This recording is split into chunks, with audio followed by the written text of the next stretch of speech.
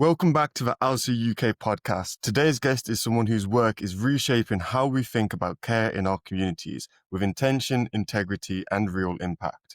Jona Doda is a founder of CEO of Bliss, a wellbeing platform offering culturally sensitive therapy for underserved Diaspora communities, starting with a strong 10 million Albanian Diaspora and now expanding globally. With over a decade of experience in growth and marketing across sectors like fintech and green tech, Jona made a bold pivot, turning her personal journey with identity, distance, and emotional resilience into a mission to make mental health support more accessible, affordable, and rooted in our realities. She's built Bliss not just as a product, but as a space, one that recognizes the silences many of us grew up with, the shame we're unlearning, and the care we all deserve. In this episode, we will talk about the vision behind Bliss, the weight and wisdom of building something so personal, and what it means to lead with both strategy and sincerity. Jona, it's a pleasure to have you on the podcast. Thank you for joining us. Thank you for inviting me. I'm super excited to do this, and I'm a deep admirer of all the work that ALSA is doing. So yeah, very excited to share my journey with you. So you've built so much already, from tech and marketing roles to founding Bliss. When someone asks, who is Jona Doda, how do you introduce yourself these days? That is a deep question. And I think that's actually who I am, like part of who I am, in the sense I feel sometimes like I'm someone who doesn't necessarily fit neatly into one box.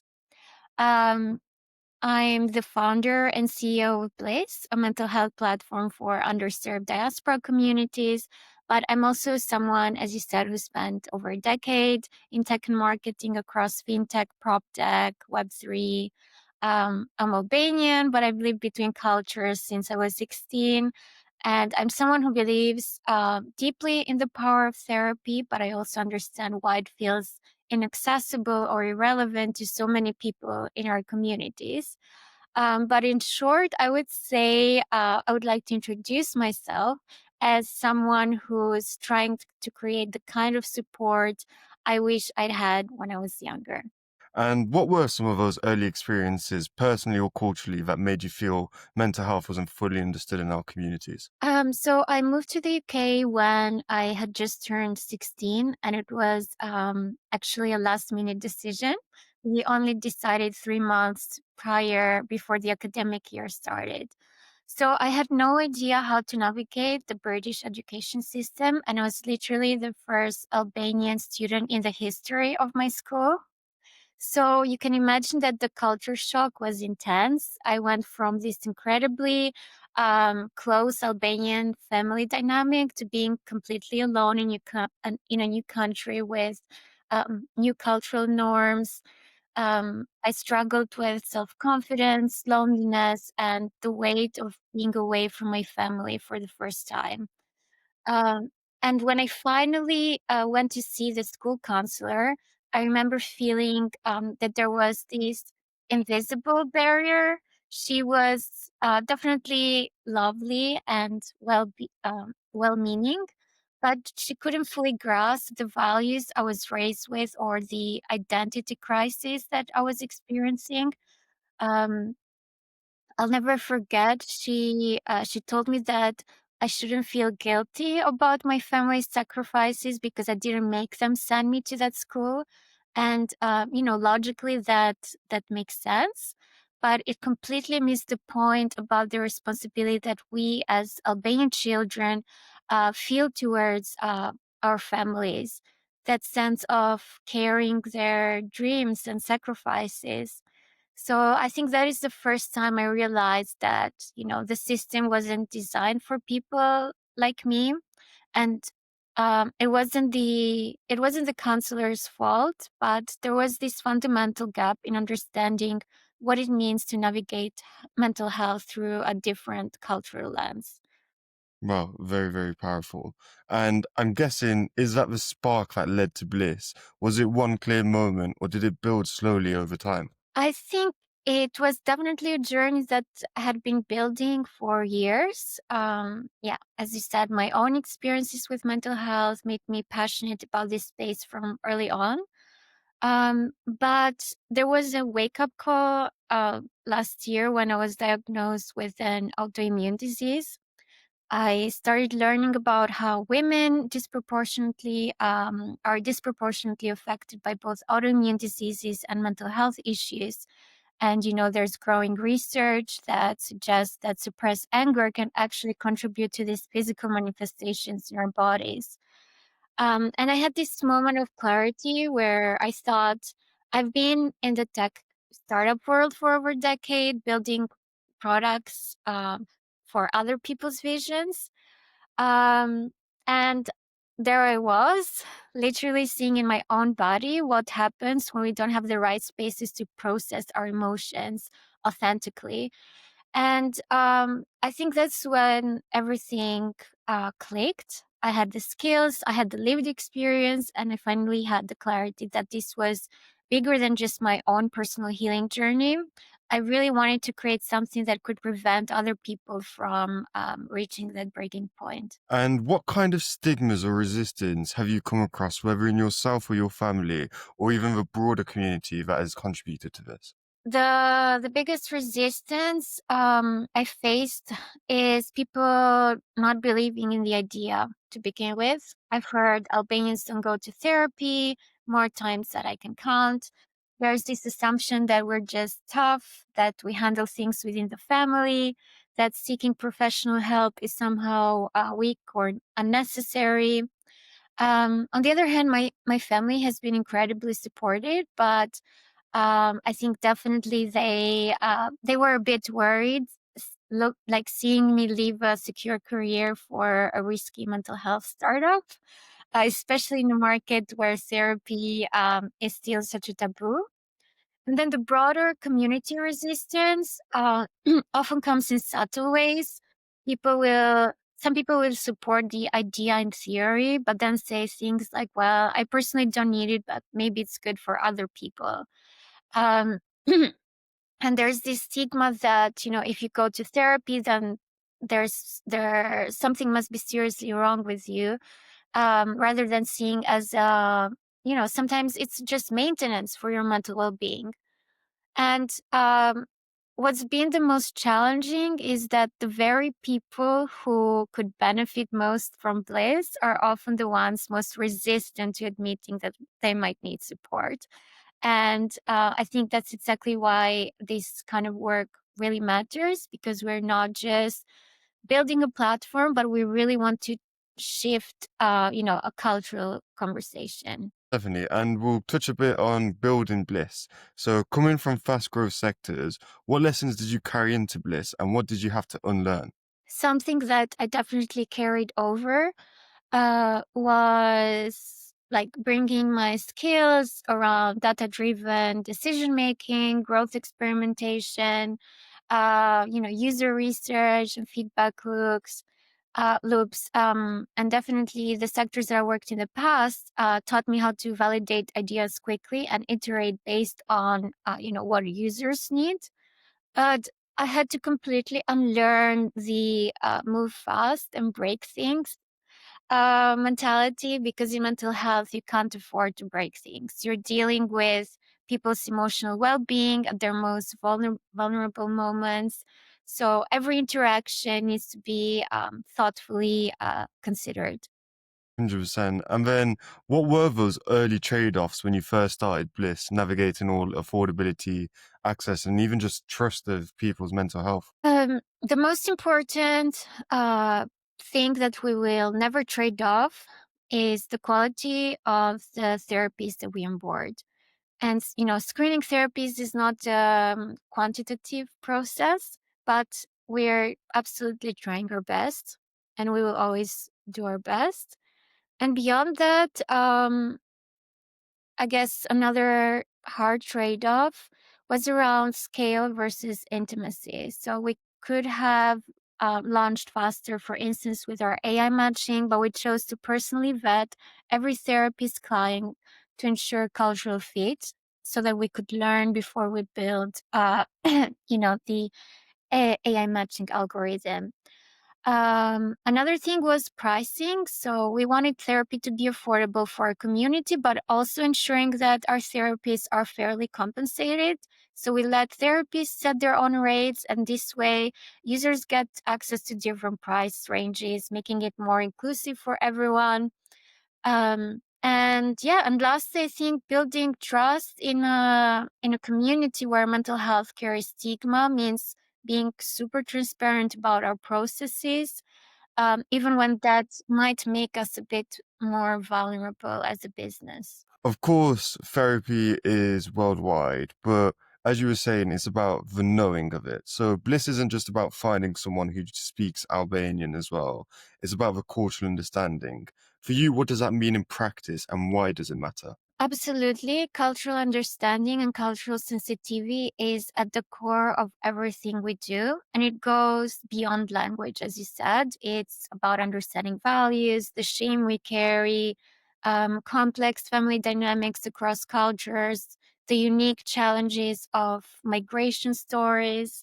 I can share a couple of examples. For instance, when someone from our community talks about feeling torn between their family's expectations and their own desires, a culturally competent therapist immediately understands the weight of that conflict. Um, and they get that it's not just about setting boundaries, which is often the go to Western therapy advice. And they ideally understand the deep respect for family hierarchy, the sacrifices that were made, and why disappointing your parents feels like betraying everything they work for. Or, for instance, take other taboo topics like mental illness, divorce, or sexuality. A therapy who understands our diaspora context know that these aren't just personal struggles, they're conversations that can affect your entire family standing in the community.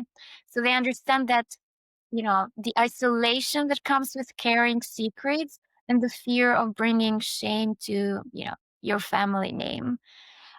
So when why is this important? It's important because when your therapist gets this context, you don't have to spend sessions explaining why certain things matter to you, or you don't have to defend your cultural values. You can actually focus on healing rather than cultural education. And I think I would say that's the difference between feeling understood and feeling like you're constantly translating your experience into something your therapist can grasp. And what are those biggest topics that you think are holding Albanians back from mental health when you speak to therapists, etc., that you have? I think overall, aside from topics that are universal and are topics like, depression, anxiety, the stress of modern life, which are, universal challenges that most people have in today's life. Other things that a lot of the Albanian diaspora struggles with is a lot to do with, isolation, the cultural identity, living in between two cultures, even for second generation immigrants. So you might have been born, for instance, in the UK, but you were still brought up in an Albanian family whilst you're living in the UK that has, a different set of values. And that can lead to an identity crisis, and can lead to a lot of pressure when it comes to meeting the expectations of both the family that you are brought up from, and also the society that you live in. But I think sometimes there's different challenges based on the generation of diaspora. So for people, for instance, who have just recently relocated abroad, as I mentioned, it's usually things like isolation, loneliness, cultural shock. And then for people who have been living abroad for, I don't know, over a decade or even more than that, it's a lot of the times it's trying to process the guilt and the shame that they've carried along all of these years. How do you ensure quality and care at Bliss, and especially with therapists across so many different countries and systems with different education?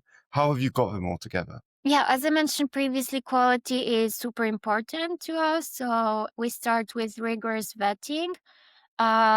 We work with licensed psychologists that are baseline standard, regardless of which country they're practicing in. Um, we also have strong feedback loops from our users. We're constantly gathering insights about their experiences, which helps us identify any gaps or areas where we might need to provide additional support to our therapists. And looking ahead, we're also exploring AI tools that would be supervised by humans um, to help us scale without losing that personal touch. And the idea isn't to replace human judgment, but to use technology to support um, quality assurance, basically. And when you're talking about AI and therapy, of course, therapy has always been personal, it's always been one to one. What are the biggest stigmas you think will be coming with AI in therapy? Because I think, as we can all see, AI will be taking over each industry. How do you think it will best work for the therapy industry? The top AI use case for 2025 is therapy and companionship. So I think it's not a matter of if we should use AI for therapy any longer, it's a matter of how. So, personally speaking, I was always against using AI for therapy. But I think that if we want to get closer to the people who need help, we have to meet them halfway. So, I guess our biggest challenge at the moment, as an industry, is about asking that question around how. How do we build the safest and most ethical AI space there to meet users halfway? And that's exactly something that we are exploring at the moment. We we are working on adding an AI layer to our existing platforms where basically therapists will be able to create, own, train, and monitor their own AI personas, digital twins. If we haven't come up with the exact term for that, and by doing that, instead of having just one generic chatbot that has zero clinical guardrails in place and it's a one size fits all, we make all therapies basically create their own bots. And in the long term, this creates a super valuable, culturally intelligent data set that will tell us what is working best and what isn't. And in the same time, it shifts the control from the giant tech companies back to the hands of therapists, where the control should be. How do you explore? Of course, you're going to have a lot of therapists, and AI is such a new industry as well.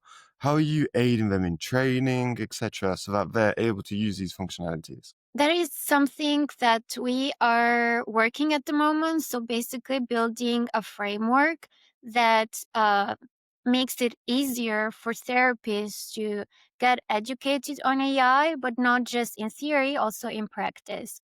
That is something that, yeah, we're still working on. So I don't have an answer for you yet.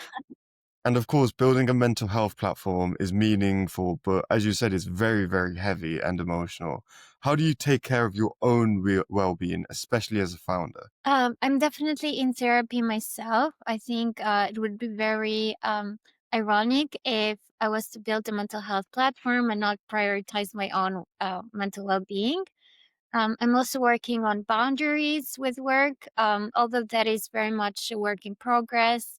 Because when you're building something that's so personal and mission driven, it's easy to let it consume everything.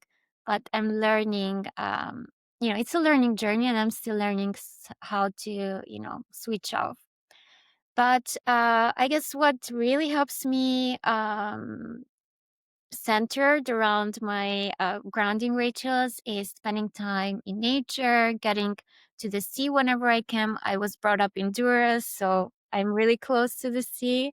enjoying good food, and making sure to finding those glimmers, which are like the little joys in everyday life.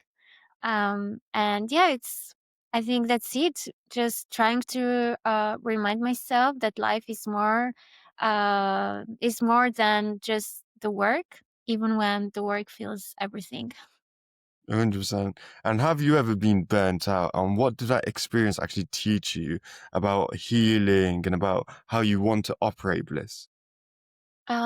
Yes, unfortunately, I have been through burnout, and what I learned from going through that is realizing that we need to build actual systems of support, not just rely on individual resilience. You can't just tell people to push through. We need structures and communities that, can catch us before we fall. And something that I really want to emphasize is how crucial it is to ask for professional help early. The longer you avoid it, the longer the healing journey will be. And yeah, and it also made me rethink about how we glorify overwork. So, that idea that sacrificing well-being makes you somehow more dedicated. And now, as I'm building Bliss, I'm intentional about not repeating those patterns.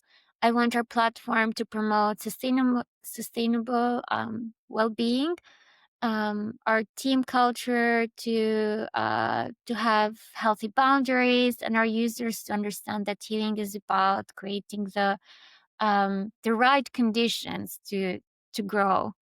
So yeah, you can't really pour from an empty cup. So And what was the best ways that helped you get out of burnout? And was there like little things that came to you personally that you were like, okay, this piece of advice or something came really was the best? for me personally, it was about not attaching my identity to the work that I'm doing. Being brought up in an Albanian family, at least my family they're super nice, of course, if they're listening to this. But they were definitely, challenging me, and they wanted me to be ambitious. So they wanted me to succeed. And somehow that made me always attach my identity to my successful achievements and to either my academic achievements or, later on in life, professional achievements.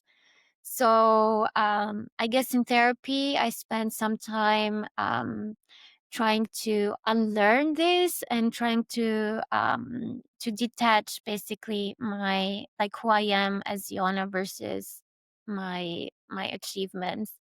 And yeah, and that definitely helped me better understand why I was going through a burnout.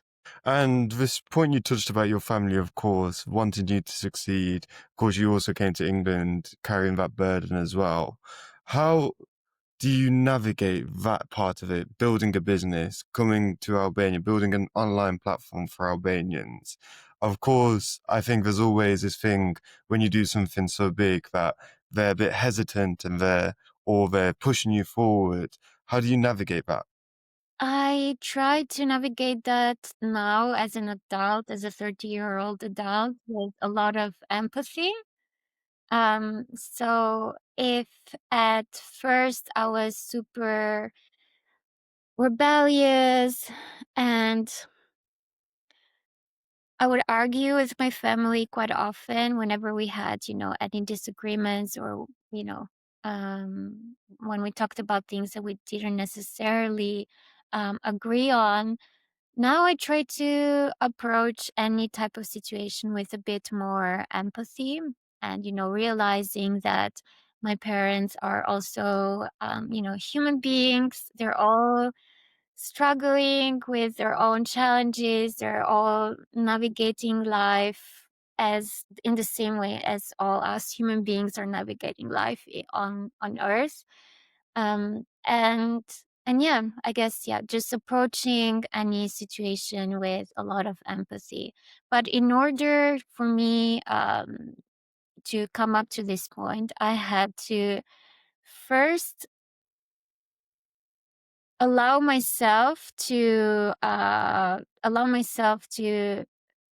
be empathetic towards myself as well. So if I didn't do that to begin with myself, I wouldn't be able to then approach any other situations, be it with my parents or, other communities. And I think that's a very good point, is the empathetic part, because one of the things that shifted my literal brain chemistry once was that it was just they're living life for the first time as well.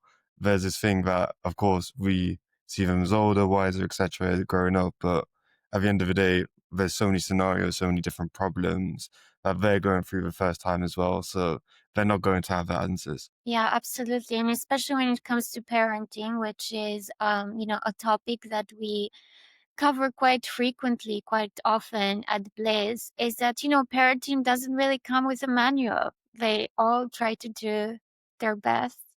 And um and yeah, if you look at it from that point of view, I think it makes you accept some situations that might hurt, but accept them with a bit more, empathy. It makes you feel closer to your family. And I've seen the difference in my family. They've also started approaching everything with more empathy, and they now are more able to understand my perspective and my life and my decisions because, we have allowed ourselves through these challenges and disagreements to actually get closer to each other, to allow ourselves to be in uncomfortable conversations. What do you think then the biggest problem is? Of course, parenting is a huge one.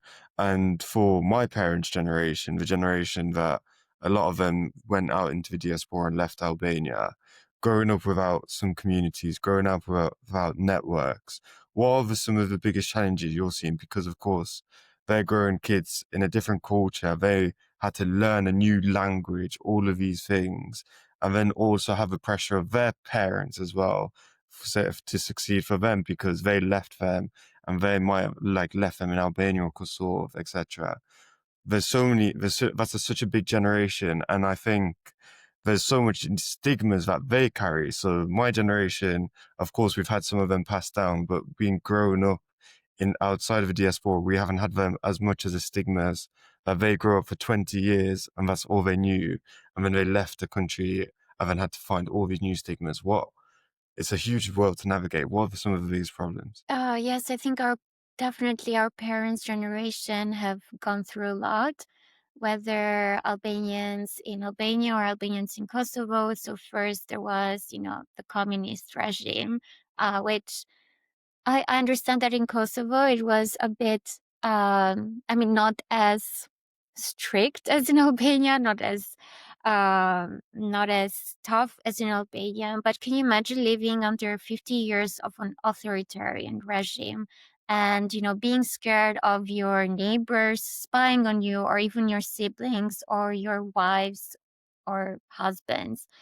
That creates a lot of isolation and fear and sometimes even paranoia that I sometimes sense it when I talk to that generation. And then you have the fall of that regime. So going from a super strict authoritarian system to full anarchy in the 90s. I wouldn't call it necessarily democracy. So just the mindset switch is crazy. And then you have the war in Kosovo in 1999. You have the civil war in Albania in 1997.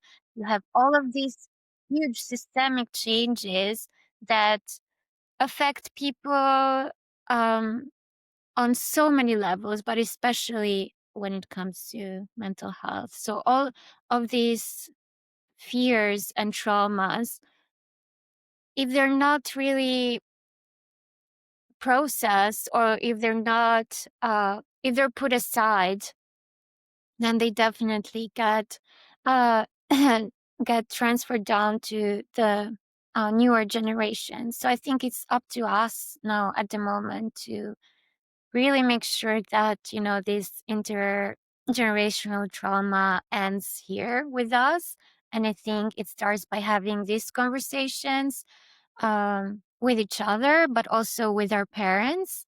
And again, although it might feel uncomfortable, I think it's super important to try to encourage these conversations little by little. And I think it was a great point, as you said, during communist time, the saying was that the walls can hear you because everyone was scared of, everyone was a spy, everyone would try and get leverage if they heard you go against the communist regime, etc. And I think that's one of the biggest reasons they don't also speak out, because they said that keep it to yourself, don't let anyone else hear it, you're not sure what's going to happen. And how do you get parents to navigate that next step and accept therapy? Of course, therapy is it's called shame. And I feel like it was a common word that's always thrown around as well. I don't think in English, like when people speak in English, they don't really use the word shame as much unless it's very deep. I feel like in Albanian, it's used as a common word, and that like, don't do it. It's sort of like they use it very, very often. How do we open them up? Because yes, we can say that we get them involved in therapy, etc. But the hardest part for that generation is getting them to accept the first step and getting into it. Because I've seen it as well that when they are in it, they benefited from a lot. It's just taking that first step. I think the first step for them, and I'm not a professional here, I'm just sharing my personal opinion. I think the first step is not necessarily going to therapy. It's being comfortable enough to have those conversations. So it can start in a very subtle way, just, and at least in my case, it was me that I was trying to encourage those conversations, and approaching them from curiosity perspective, so that they wouldn't feel judged. Because I feel like with our parents' generation, as you say, it's like linked to shame as well, but they're they feel attacked whenever they get the slightest hint of judgment. And when someone feels attacked, they can't really open up. So if you approach it with curiosity and empathy, I think it's easier to make them talk a little bit more. And I think what's worked in my personal case is that I tried to make it a two-way conversation. So by me opening up about uncomfortable things that I was going through, it also made my family feel more comfortable talking about their stuff too. And sometimes I would tell them, like, actually it makes me feel safer if you also tell me about your experiences and your journey. And I mean, but that's just my, honestly, it's like, it's my experience. I wouldn't say this would work for everyone. I would suggest talking to a professional about these conversations, because these are super sensitive conversations, and not every family is the same. So yeah, I'm just sharing my experience here, and yeah, I would, if anyone's feeling, if everyone is in a dilemma on how to open up these conversations with their parents, I would definitely encourage them to talk to a professional, so that at least they're safe whenever they open up these convos. Of course, and it's great, of course, to share your perspective. And as you said, there is professionals to go through it all, but also just being able to hear that perspective to understand how did you go through it and what has changed, of course. I've always talked about mental health, like always, always, always. Like sometimes I wouldn't shut up about mental health. I feel like naturally they were like, okay, fine. Like mental health somehow became super normalized topic in our family. Have you noticed any generational differences in how Albanians approach mental health, especially between that first generation of migrants now and their children? Oh my God, yes. There's a huge difference. Absolutely. As we said, I think our parents' generation, who are usually the first generation of diaspora, are predominantly quite resistant to therapy. And I don't blame them. It's really hard to find a culturally competent therapist. So they might have asked for help at some point and they didn't get the help that they deserved. And that's it, especially with our parents' generation. Sometimes you only get one chance. But yeah, with our generation, it's a lot more different. I feel like we're definitely more open to talk about mental health with each other in our friendship circles. We are more open, reaching out for help and seeking therapy whenever we need it. And I think that's also to do with um, access to information. We're more educated. We are connected to social media, so we see the benefits of taking care of their mental health on social media as well. So yeah, there's a huge difference, I would say. What are you seeing therapy wise between women and men? First, it's at least in our platform, it's a 70-30 ratio of our users. So it's like 70% women and 30% men. Um, and in terms of the challenges that they have, sometimes they're very similar, to be honest. It's just a matter of men not being super comfortable in taking that first step and seeking help. I wouldn't want to go down into details because, to be honest, we also don't have like super specific information about this. We have aggregated data, but everything that's talked between the therapist and the client remains confidential. But I can say, at least for women who are part of the diaspora, but they've relocated abroad, like let's say in the past 5 years, and a lot of them are young mothers, so they also struggle with motherhood and having this triple identity crisis, being Albanian, being an Albanian woman in diaspora, and now having this new role of being a mother, and that's a lot. And navigating all of that without your support system, who most of the times is back home in Albania or Kosovo. Um, yeah, and then when it comes to men, I would say it's depression, anxiety, self-confidence, self-esteem. And one of the biggest things I want to ask you about navigating is therapy is normally tied down to crisis therapy. When something's bad, something's gone wrong, you need healing, etc. But how do you shift it towards more preventative and self-aware care? I think it comes down to education. Educating people about the importance of mental health, how it's as important as physical health.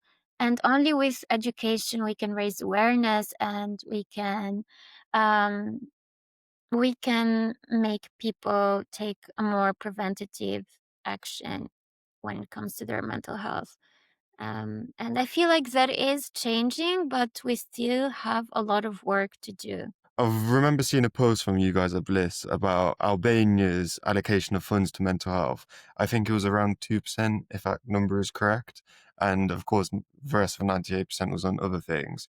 What do you think Albania has to change for a better mental health support? I think it has to be a systemic change. Um, and I mean, there's so many things that could be done, right? But first of all, it's, investing more, allocating more resources to mental health, starting from kindergartens to schools, universities, pushing the private sector as well to invest more in mental health for their employees. And um, investing more resources into educational campaigns on why this matters and why this has a positive ROI, even from an economic point of view, if people only care about that. And yeah, but I feel like it has to be a systemic change. So it has to come from the top, I feel. And of course, private actors like Bliss will always be there to support, but we can't make a transformational change just ourselves as, a startup. We need a bit of support to get all of these stakeholders of the system together. And what do you see the biggest improvements have been in the last 5 years or since you've started Bliss with the way Albanians approach therapy? I think since COVID, there's been a huge change, not just in the Albanian communities, but overall in the world. I think there was this shift where people started looking a bit more inwards and realizing that, you know what, yeah, we need to focus a bit on our mental health as well. So I can definitely see that change even by, like, when I think about the conversations that I would have with my Albanian friends 5 years ago and the conversations I would have now. So 5 years ago, maybe I wouldn't feel I wouldn't make them feel super comfortable if we talked about mental health. But now it's something that people are so hungry to talk about. They might approach a conversation or an event, like we also run events at least once a month with the community, and I can see people being resistant at first, but once someone breaks the ice, everyone is so hungry to just share and talk about mental health. And I think that was completely different 5 years ago. That's great to hear. And I think I understand as well because as we saw in COVID, everyone had to stay at home. It was the biggest isolation that a generation has ever gone through. And I think that's what happened where through COVID, through social media, people are understanding that mental health is as important as your physical health. And mental health is also the biggest contributor to physical health as well. When you're better in your mind, you're better physically as well. They're all interconnected. Yeah. Exactly. So we'll talk more about your personal journey of building the business as well. Having a team, growing a team, also working remotely, I believe, and in spaces. How has your idea of leadership changed since starting Bliss, especially as a woman also in leading tech, care, and diaspora spaces? I think over the years, not just with building Bliss, my leadership has definitely evolved from trying to do everything myself to understanding that, real leadership comes from empowering others and delegating and trusting others.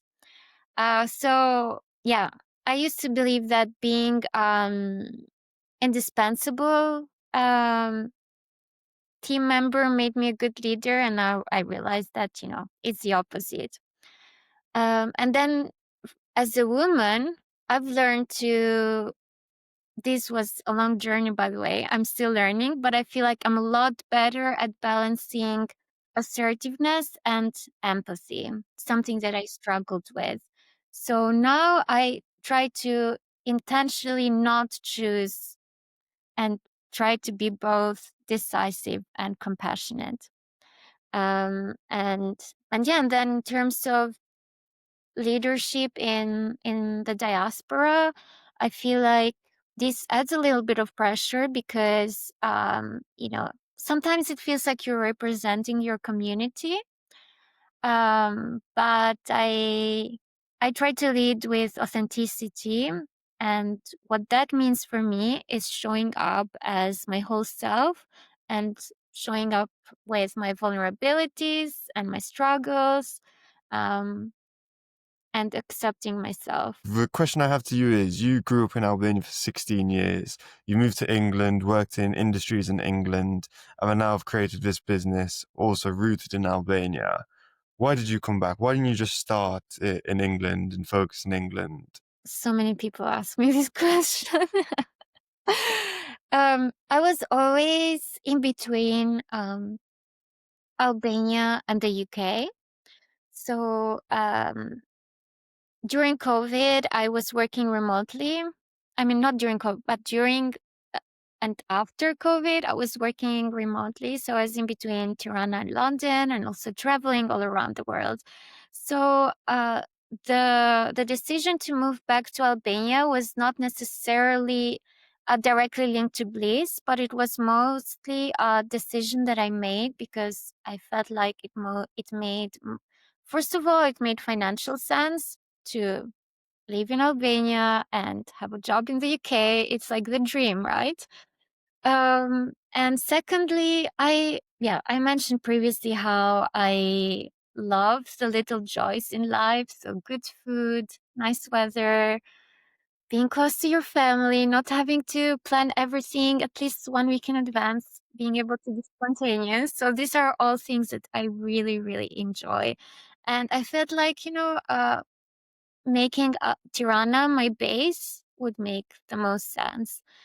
And then because I wanted to pilot Bliss with the Albanian speaking diaspora, um, that's why I decided to register it here in Albania to begin with. But now we're opening our second office in Finland. We're registering our company in the US as well because, yeah, we're going with Plug and Plate for their gold program in Silicon Valley for 6 weeks. So let's say that, you know, Bliss isn't, I guess Bliss is like ourselves, like the diaspora community, born in Albania, but now it's like moving to all these new countries. Um, yeah. Congratulations. It's amazing to hear. And why Finland? Where did Finland come from in the equation? Finland is apparently. Well, that people have some skepticism around this, but it's the happiest country in the world for 8 years in a row. But aside from that, we have some amazing advisors in Finland, um, and we were anyway going to register our business in a EU country because we want to get access to the European banking and payments infrastructure. So we decided to go with Finland because we have some really amazing advisors there, including Peter Westerbacka, um, co-founder of Rovio Angry Birds and founder of Slash. And having them there, they can help us, help open doors for us. What kind of feedback or stories have you actually heard from Bliss users that have stayed with you the most throughout your journey? We had a user send us an email recently, and she wrote, she's also a professional writer, so she wrote this really beautiful piece. I'm not gonna read it today, but I'm gonna include it in my newsletter. But I can just like maybe share some small specifics that I really loved and that touched me. So basically, she said how to begin with, she had tried different platforms like BetterHelp multiple times, and she would do the matching test but never follow through. And then when she found Bliss, she says that she finally connected with a therapist who not only was Albanian, but had also lived abroad and understood the experience of being between worlds. She said it was the first time she felt truly seen as someone navigating that complex diaspora identity. And something interesting that probably a lot of people would find relevant is how she described being able to switch between Albanian and English naturally during sessions. She said when discussing deeply personal things, English felt more natural because that's where her emotions had found their form. But being able to use both languages together without guilt created what she called her third space, this in-between place where she felt completely free. And then she summed it up about how feeling this beautiful hybrid identity and understanding that some parts of her are universal, while others are deeply rooted in her Albanian history. in that space between two languages, between memories and emotions, she felt like she was creating herself, getting closer to who she really is. That's a great advice. I mean, great feedback. Like, I it's love amazing. it. Really touched me, and I can't wait to share this with a larger community because it's like a longer piece. But Yeah, yeah, 100%. And it's that thing where she said that even though in the Diaspora we're raising so many like two languages and even more at times as well. And as you said, words don't have identity in the language. It's sentences, because words do, I believe. I think words can be very powerful in different languages. I know sometimes words mean a lot more and can describe so much more in Albanian compared to English. And then I feel like sentences sometimes flow better in English. So it's true that a platform like this, where your therapist has gone through the same thing, can alter from both, is very powerful. And how do you see navigating that? Of course, expanding, getting more therapists in Finland. I remember you speaking about South America as well.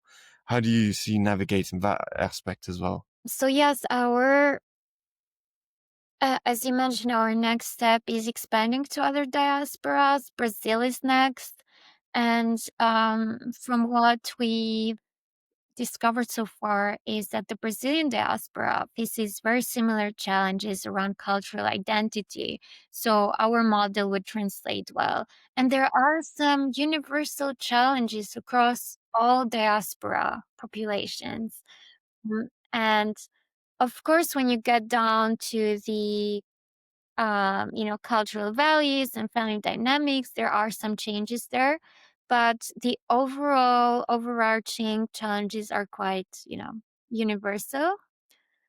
So we're very excited for that. And I think the only way that we can get this right is by working with people who come from those communities. So we're working with not just Brazilian therapists in the context of Brazil, but also we're reaching out to therapists from the Brazilian diaspora. So Brazilians, experts from the US, UK, all over the world, basically.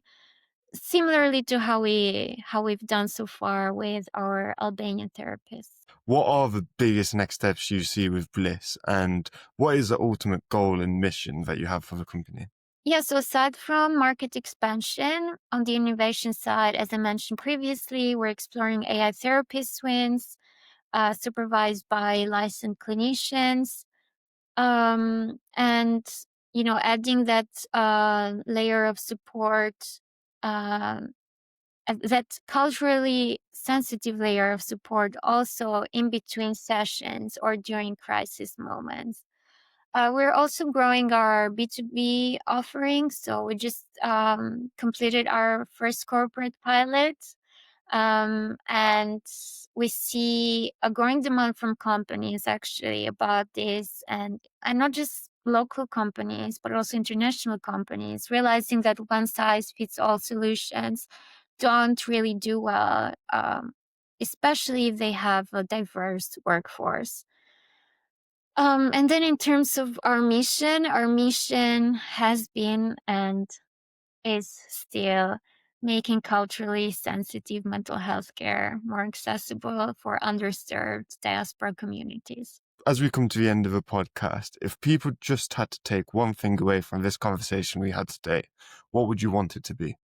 Um, I would say that uh, I would want people to understand that seeking help is not a weakness, it's a strength, although that sounds very cliche, but I think we should never stop emphasizing that, and that we deserve care that truly understands us. Because for too long, we have been taught to be grateful for just any type of support that is available and to adapt ourselves.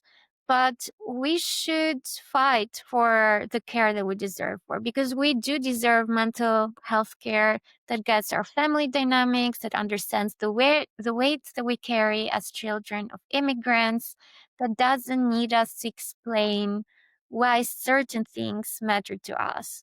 and we shouldn't feel like we have to shrink ourselves, or at least parts of ourselves, to fit into these mainstream ideas of healing.